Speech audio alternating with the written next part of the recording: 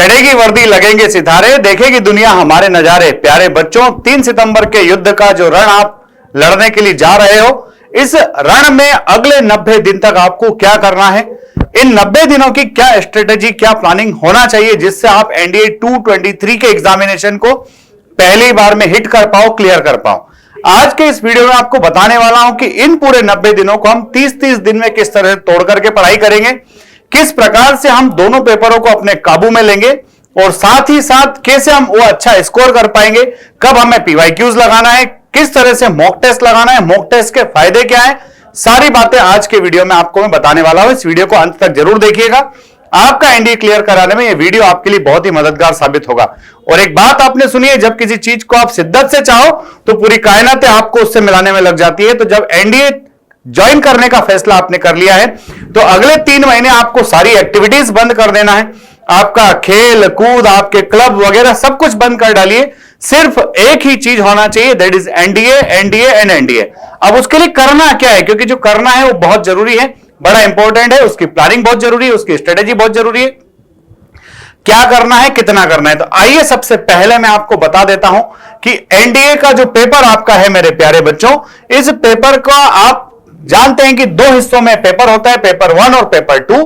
Paper 1 आपका mathematics होता है, पेपर 2 आपका जीएटी होता है। जीएटी के भी 2 हिस्से होते हैं जिसमें इंग्लिश और जीके होता है। ये पोर्शन में क्या चीज कितनी मायने रखती है, इस पर फोकस करना बहुत ज्यादा जरूरी होता है। प्यारे बच्चों, अभी पिछले 2 वर्षों से बच्चों के अंदर एक डर समाया हुआ है कि एनडीए का मैथमेटिक्स बड़ा टफ आने लगा है। बच्चों, लेवल थोड़ा सा बड़ा है पर अभी भी जेई के लेवल पर नहीं गया है, इसलिए एनडीए के मैथमेटिक्स पर फोकस तो करना है, पर इस पर डरना नहीं है, क्योंकि जो डर गया सो मर गया। डरे बिना काम करना है, बिंदास काम करना है। तो देखिए, अब मैथमेटिक्स के आप जानते हैं कि पहले पेपर में 120 क्वेश्चंस होंगे, हर क्वेश्चन 2.5 का होगा, 300 नंबर का मैथमेटिक्स होता है। और आपको सेक्शनल कट ऑफ क्लियर करने के लिए हमेशा कहा जाता है कि 25% मार्क्स लाना जरूरी है। अगर 25% मार्क्स लाना है, यानी कि एनडीए के मैथमेटिक्स में आपको 75 मार्क्स लाना होगा ही होगा। कभी कभी कट ऑफ वो गिराता है, 20% कर देता है, पर हमें 20% के भरोसे नहीं रहना है, क्योंकि अगर हम मैथमेटिक्स में 75 से कम मार्क्स लेकर के आते हैं तो फिर हमारा जो बेसिक कट ऑफ है, जो मेरिट लिस्ट का कट ऑफ है, उसमें दिक्कत आती है। तो मैथमेटिक्स पर फोकस करना है। आगे बताऊंगा मैथमेटिक्स में किन किन बातों पर ज्यादा फोकस करना है, कहां से आप इजीली मार्क्स उठा सकते हो। जीएटी की अगर आप बात कर रहे हो बेटा, तो जीएटी में इंग्लिश अकेले दम रखता है 200 मार्क्स का, और उसके बाद आपका जीके का पोर्शन है जिसको आप साइंस और जीके 2 हिस्सों में डिवाइड कर सकते हो। तो साइंस 200 नंबर का और जीके भी 200 नंबर का, इसमें 40 नंबर करंट अफेयर्स के शामिल होते हैं। इन सारे पोर्शंस की प्रिपरेशन कैसे करना है, कहां से आपके मार्क्स अच्छे से आएंगे और आप क्या कर पाओगे, तो सबसे पहले बच्चों, अगर आप लंबे समय से प्रिपरेशन कर रहे हो तो डेफिनेटली आपके कॉन्सेप्ट्स क्लियर होंगे, और अगर आपने अभी प्रिपरेशन शुरू किया है तो सबसे पहले आप अपने कॉन्सेप्ट पर काम कीजिए, क्योंकि कॉन्सेप्ट क्लियर होंगे, मैथमेटिक्स के कॉन्सेप्ट अगर क्लियर होंगे, क्योंकि हर जगह बच्चा ट्रिक से काम चलाना चाहता है, हर क्वेश्चन की अपनी अलग ट्रिक होती है, वो ट्रिक हर जगह काम नहीं आती है। जब क्वेश्चन को सॉल्व करने में उलझ जाते हो, बेसिक कॉन्सेप्ट आपको वहां पर हेल्प करता है। तो बेसिक कॉन्सेप्ट्स क्लियर कीजिए। मैथमेटिक्स के क्वेश्चंस को सॉल्व करने में आपको फॉर्मूले जो होते हैं वो बड़ा ही अहम रोल प्ले करते हैं। अगर फॉर्मूला याद है तो क्वेश्चन बनेगा, फॉर्मूले नहीं याद है तो क्वेश्चन नहीं बनेगा। इसलिए कॉन्सेप्ट के साथ साथ फॉर्मूला पर वर्क कीजिए। ये 2 रामबाण है जो आपको एनडीए के एग्जामिनेशन में सेल्फ कॉन्फिडेंस दिलाएंगे। और कहा जाता है ना, मन के जीते जीत है, यानी कि अगर हम मन में जीत गए, स्वयं के काम करने के दौरान अगर पॉजिटिविटी हमारे दिमाग में आने लगी, अगर पेपर को सॉल्व करने में हमें मजा आने लगा, तो निश्चित तौर पर जीत जो है वो सुनिश्चित है, विजय से सुनिश्चित है। एनडीए खड़कवासला आपका इंतजार कर रहा है।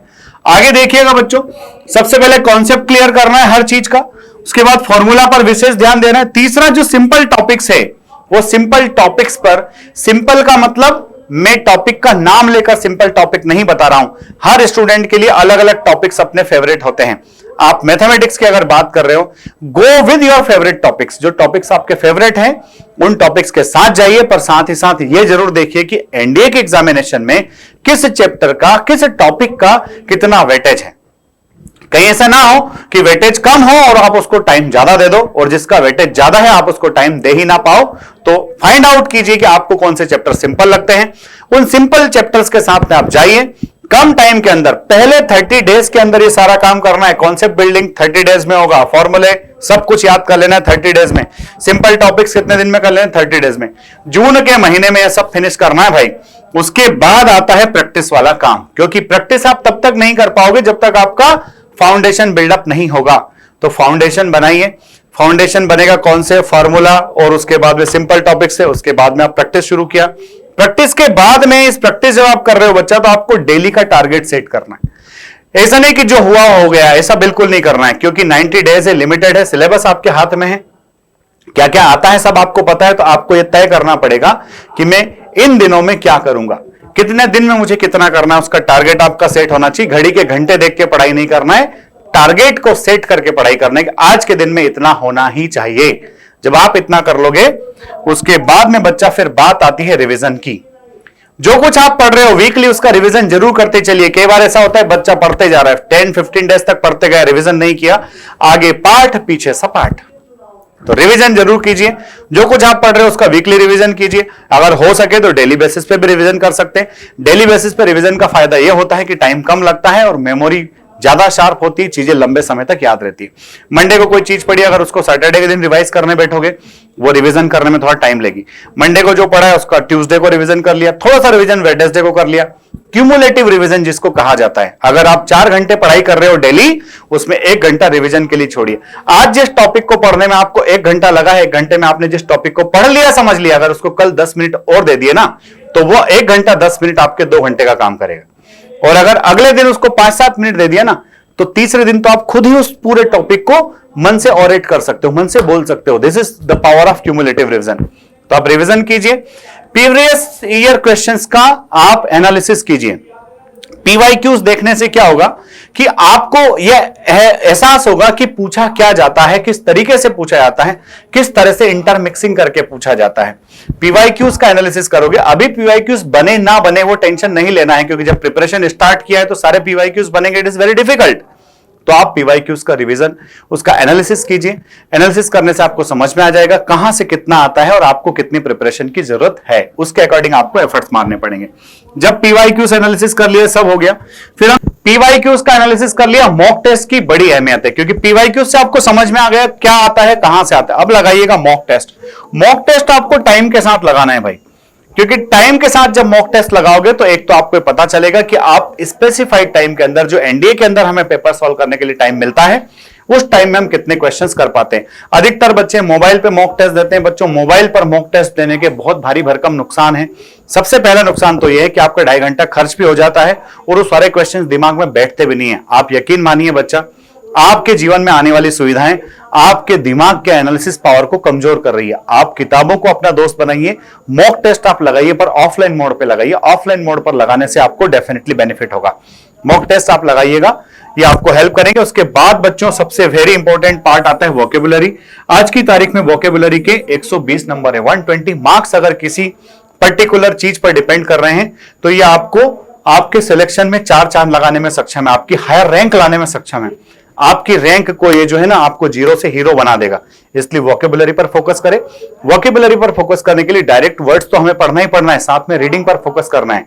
अब मैं कह रहा हूं कि अगर आपके पास टाइम है, 1 घंटा अखबार पढ़ लीजिए। अगर आपके पास टाइम नहीं है 1 घंटा अखबार पढ़ने का, तो आप जरूर आधा घंटा रीडिंग कीजिए। पर रीडिंग करने से वर्ड्स आपके दिमाग में बैठेंगे और वर्ड्स एज सच एग्जाम में उठ करके आ जाते हैं। साथ ही प्रीवियस ईयर्स के वर्ड्स को याद करना बिल्कुल ना भूलें, क्योंकि अगर आप पिछले 15-20 ईयर्स के वर्ड्स को रट लेते हो, कई सारे वर्ड्स तो वहीं से डायरेक्ट रिपीट हो रहे हैं एनडीए के अंदर। और लास्ट में बच्चों, करंट अफेयर्स। क्योंकि करंट अफेयर्स का रोल 40 मार्क्स का है, तो इसको भी अंडर एस्टिमेट नहीं करना चाहिए। पर इसको जब आप न्यूज़पेपर पढ़ोगे तो वहां से आपका करंट अफेयर्स भी प्रिपेयर हो जाएगा। और अगर आप ऐसा नहीं कर सकते तो आप पर्टिकुलर वेबसाइट्स उठाइए या फिर हमारा जो यूट्यूब चैनल है वहां जाइए और महीने भर का करंट अफेयर्स आपको 2 या 3 लेक्चर्स में मिल जाएगा।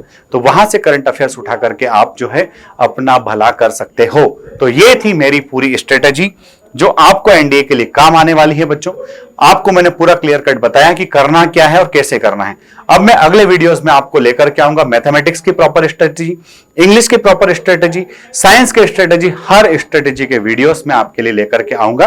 ये वीडियो कैसा लगा? अगर आपको वीडियो अच्छा लगा है, फायदेमंद लगा है, तो कमेंट बॉक्स में कमेंट जरूर कीजिएगा। फोर डिफेंस एकेडमी इसी प्रकार से आपके साथ में बना रहेगा। जय हिंद, जय भारत, इंकलाब जिंदाबाद। जय हिंद, जय भारत।